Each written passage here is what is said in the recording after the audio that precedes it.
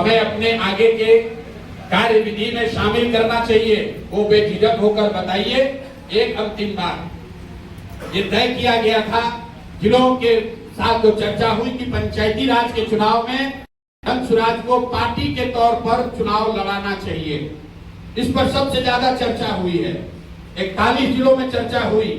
करीब करीब 90% से ज्यादा लोगों ने इस बात पर सहमति बनाई है कि जिला परिषद का जो चुनाव है वो हर हालत में जिला परिषद और वार्ड का सदस्य और पंच, ये चुनाव हालत में दलगत आधार पर धनसुराज लड़ेगा। इससे कार्यकर्ताओं का निर्माण भी होगा और जो साथी जिला परिषद का चुनाव लड़ना चाहते हैं वो मजबूती से अभी से तैयारी में लगे। दल में चयन की व्यवस्था भी बनाई गई है। हर संसदीय क्षेत्र में जहां करीब 30 से 35 जिला परिषद क्षेत्र है, वहां पर एक संसदीय प्रभारी बनाया गया है। आपके यहाँ शायद यहाँ पर केशव भंडारी जी हैं, केशव जी हैं, और हर विधानसभा क्षेत्र में 5-5 साथियों को विधानसभा प्रभारी बनाया गया है। ये लोग मिलकर ही सबसे पहले स्तर पर जिनको जिला परिषद का चुनाव लड़ाया जाना चाहिए उसका नाम रिकमेंड करेंगे। उसके बाद उस नाम को जिला की कमेटी अप्रूव करेगी। जब दोनों में सहमति हो जाएगी तो जो क्षेत्रीय कमेटी बनी हुई है 30 लोगों की क्षेत्रीय कोर कमेटी में ही नाम फाइनल किया जाएगा। पटना से कोई निर्णय नहीं होना है, राज्य से कोई निर्णय नहीं होना है। मैं फिर से दोहरा देता हूं, जिला परिषद के और वार्ड के सदस्यों के चुनाव के लिए प्रत्याशियों के चयन की प्रक्रिया जो है उसका जिम्मा लोकसभा संसदीय क्षेत्र के जो प्रमुख बनाए गए हैं और विधानसभा के स्तर पर जो 5-5 प्रभारी बनाए गए हैं, ये उनका काम है कि वो सही नाम रेकमेंड करें, सही नाम प्रस्तावित करें। और वो प्रस्तावित किसको कर रहे होंगे? वो प्रस्तावित जिला जनसुराज सुप्रीमो श्री प्रशांत अपने अपने घरों से, गांव से, इलाके से चलकर आप यहाँ आए हैं, इसके लिए आपका तहे दिल से शुक्रिया अदा कर रहे हैं। आज की जो बैठक है ये कोई भाषण के लिए नहीं है। चुनाव हारने के बाद जैसा कि आप देखते हैं बड़े बड़े दलों में चुनाव हारने के बाद लोगों का कंधा छूट जाना, मनोबल टूट जाना, कुछ साथियों का पार्टी छोड़कर चले जाना, ये आम बात है। धनसुराज भी उसका अपवाद नहीं है। जब चुनाव के परिणाम आए कई लोगों को ऐसा लगा कि अब तो धनसुराज खत्म हो गया। 1-2 महीने हम लोगों ने राज्य से कुछ पर्यवेक्षकों को भेजा तो जिले में मेरा संदेश ये था कि मान सब लोग कह रहे थे भैया कोई नहीं बचा है, सब भाग गया। तो जो राज्य के पर्यवेक्षक थे उनको मेरा आग्रह था कि आप वहां जाइए और देखिए कम से कम 15-20 आदमी भी अगर बचा हुआ हो तो उनके साथ फिर से इस संघर्ष को शुरू किया जाएगा।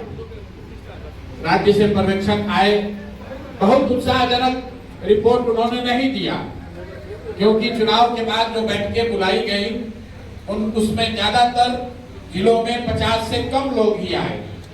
लेकिन फिर फरवरी से आपके आशीर्वाद से, आपके सहयोग से मैंने अपने कुछ साथियों के साथ बिहार के हर राज्य के हर जिले का दौरा शुरू किया। इसी हॉल में मैं आया था और मुझे लगता है कि इससे 1/3 लोग उस दिन इस सभा में आए थे।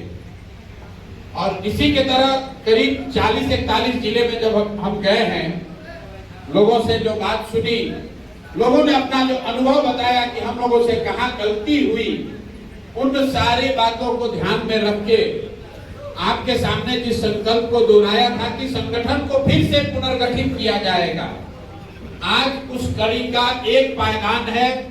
जब मैं देख रहा हूं कि जिला कार्यकारिणी के नाम पर यहाँ पर करीब 500 लोग आए हुए हैं और ये मधुबनी जिला का नहीं है, सिर्फ झंझारपुर जिला का कार्यकारिणी का बैठक है।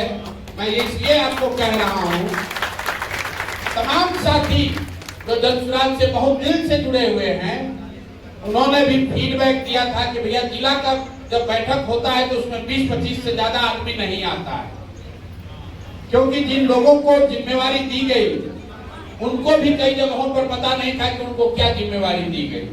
लोगों ने कहा संगठन को फिर से खड़ा कीजिए, तो उस दिशा में लगे हैं।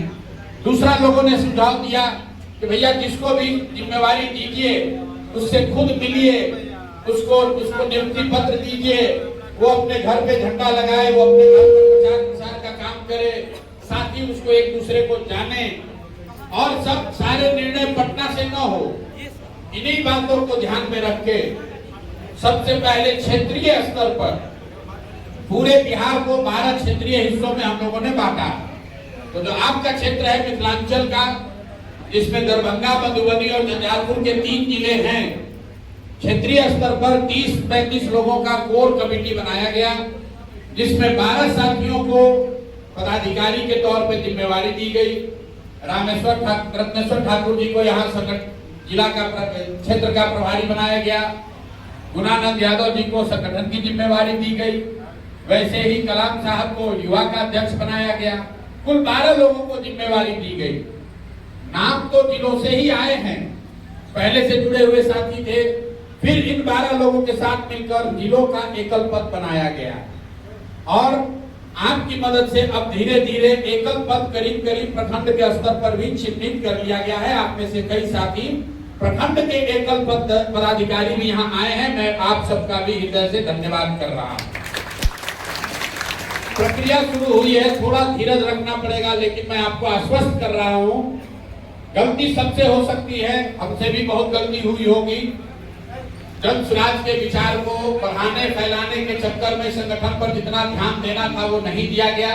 लेकिन अब आने वाला जो समय है 2026 और 27, इसमें पूरी ताकत सिर्फ और सिर्फ संगठन को सबसे निचले स्तर तक पहुंचाना और संगठन के जरिए सदस्यता बनाना। और जो लोगों ने कहा कि पंचायती राज में चुनाव लड़कर संगठन को निचले स्तर से धार दिया जाए, ये 3 सुझाव लोगों ने दिया था, उसी पर सारा काम किया जा रहा है। मैं आज सिर्फ इसलिए आया हूं कि जिला कार्यकारिणी की बैठक में कम से कम आप ये देख सके कि कितने लोग हैं, और 3 महीने का समय है।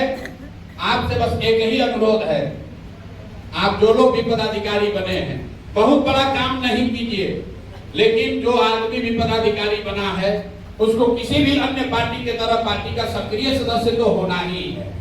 अगर आप सक्रिय सदस्य नहीं हैं तो आप पार्टी में किसी भी पद को धारण करने की स्थिति में आपको नहीं होना चाहिए। आप अभी सक्रिय सदस्य नहीं बने हैं, लेकिन आपको पद दे दिया गया है। इसलिए आपसे पहला आग्रह और पहला आपसे अनुरोध, पहला आपका काम क्या है कि जो लोग भी पार्टी में किसी भी पद पर आए हैं, कम से कम आप अपने सक्रिय सदस्य बन जाइए। मतलब 25 साथियों को जन स्वराज में सदस्यता दिलवाइए।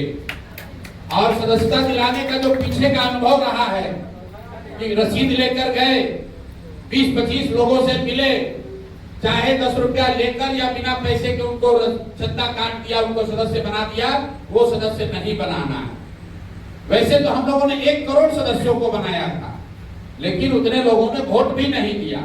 इसलिए मेरा आपसे अनुरोध है, सुझाव है, आपको जो 25 लोगों को बनाना है, अभी से लेकर 2 अक्टूबर तक, जब पार्टी का उम्र 2 बरस होगा, द्वितीय वर्षगांठ हम लोग मनाएंगे, उससे पहले कोई एक दिन निश्चित कर लीजिए और अपने गांव में, अपने दरवाजे पर, अपने मोहल्ले में जन स्वराज की एक छोटी बैठक आयोजित कीजिए।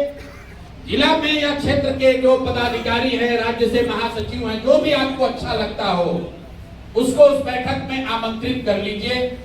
हर व्यक्ति अपने दरवाजे पर 20-25 लोगों को बैठाने के लिए सक्षम है। वहीं पर जन स्वराज की चर्चा हो, वहीं पर आपका उद्घोषण हो, वहीं पर आप अपनी बात रखिए, और जो लोग आपके दरवाजे पर आए, उसी में से लोग स्वेच्छा से कि भैया हमको भी जन स्वराज से जोड़िए करके अगर 25 लोग जुड़ जाते हैं तो आप जन स्वराज के सक्रिय सदस्य हो गए। और 2 अक्टूबर के बाद से आधिकारिक तौर पर जो प्रशासन को या अदरवाइज सूचना देनी है कि कौन हमारा व्यक्ति, कौन साथी किस पद पर है, वो चिट्ठी भी जारी की जाएगी।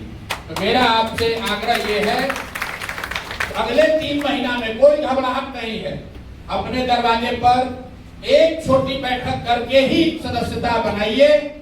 सिर्फ कमरे में बैठकर एक मोहल्ले में डोर टू डोर जाकर सदस्यता बनाने का अभी काम नहीं है। तो आप में से कितने लोग इस बात से सहमत हैं कि आप अपने दरवाजे पर एक छोटी बैठक अगले 3 महीने में कराएंगे और खुद सक्रिय सदस्य बनने का मतलब है कि 25 लोगों को सदस्यता दिलाकर वो रसीद और 200-250 रुपया जो होता है, जो साथी आप जिले से, क्षेत्र से, राज्य से जा रहे हैं उनको हवाले कर दीजिए, ताकि सक्रिय सदस्य का कार्ड, जैसे यहाँ हम लोगों ने पीएचसी कार्ड बनाया था, वैसा ही सक्रिय सदस्य का नया कार्ड बनाया जा रहा है। जैसे ही आप सक्रिय सदस्य बनेंगे तो सीधे कुरियर के माध्यम से आपके घर पर आपका वो पहचान पत्र, आपका कार्ड, आपका सक्रिय सदस्यता नंबर और सक्रिय सदस्यों की जो बेनिफिट है, जो कुछ भी कल पार्टी घोषणा करती है सक्रिय सदस्य के लिए, वो सब लाभ आपको मिल सकेगा, ऐसा मेरा मानना है। तो पहला मेरा आपसे अनुरोध है, आप इतनी गर्मी में आए हैं, जन सुराज से के विचार से प्रभावित है, बिहार बदलना चाहते हैं, तो जो सुझाव आपने मुझे दिया है वो सुझाव अपने पर भी लागू कीजिए। पहला काम करना है, संगठन का विस्तार करना है।